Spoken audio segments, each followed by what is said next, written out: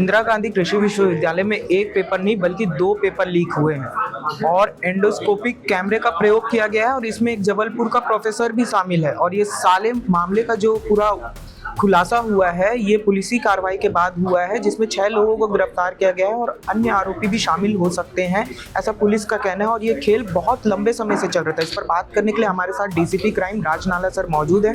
बात करते हैं उनसे। सर, किस तरीके से भांडाफोड़ हुआ है और कैसे इन लोगों को पकड़ा गया और कौन कौन सी तकनीक का इस्तेमाल हुआ है? 20 तारीख को कृषि विश्वविद्यालय से एक मामले सामने आया जिसमें एक एंटोमोलॉजी का पेपर जो है वो लीक होने का मामला सामने आया। तो उसमें जॉइंट टीम का क्राइम टीम और थाने की टीम द्वारा तुरंत जांच में लगे थे।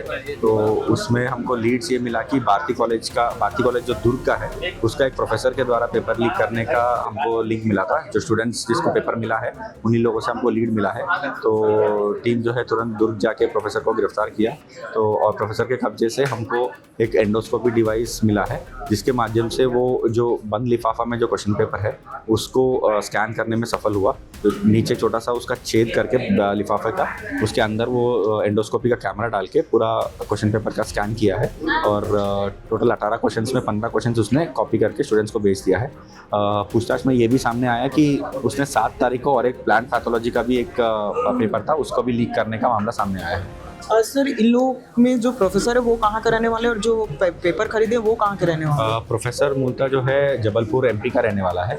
2019 से भारती कॉलेज में काम कर रहा है। बाकी जो छात्र है वो लोकल के ही है, अलग अलग जिले का। और आरोपी भी है क्या शामिल? अभी जिसको और पेपर मिला है कि जो प्रोफेसर जो बेचने का बोल रहे हैं उनके लिए टीम अभी लगी हुई है। 2-3 लोगों की और गिरफ्तारी हो सकती है। सर, 2 पेपर की बात सामने आई, क्या इसके अलावा और भी पेपर हो सकते हैं जिनमें इस तरीके की तकनीक का प्रयोग करके पेपर लीक किया गया हो, क्योंकि वहाँ लगातार ऐसे मामले सामने आते रहे?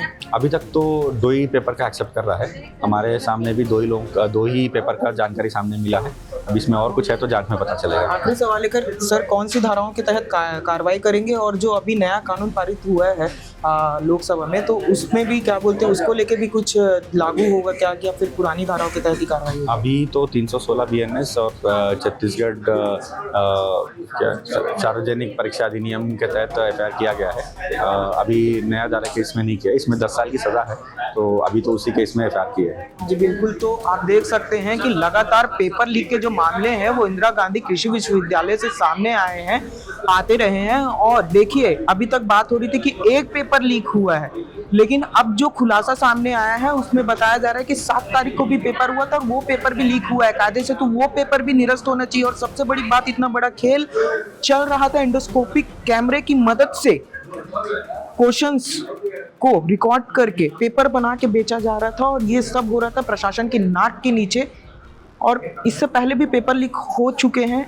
बड़ा सवाल है, अभी भी गिरफ्तारी बाकी है और लोगों के नाम सामने आ रहे हैं। जबलपुर का एक प्रोफेसर पकड़ाया है और दुर्ग में रहने वाले कुछ पेपर खरीदने वाले जो छात्र हैं वो पकड़ाए। अब देखना ये होता है कि आगे क्या कार्रवाई होती है। सबसे बड़ी बात, जो 7 तारीख का पेपर है क्या उसको भी निरस्त किया जाता है और क्या वो पेपर भी वापस से करवाया जाएगा, क्योंकि लगातार पेपर लीकेज से जो बच्चों की जिंदगी है और जो शिक्षा प्रणाली है वो दोनों के दोनों ही खराब होते जा रही है। वीडियो जर्नलिस्ट नवाज़ अहमद खान के साथ मैं राघवेंद्र पांडे, निशानेबाज न्यूज़।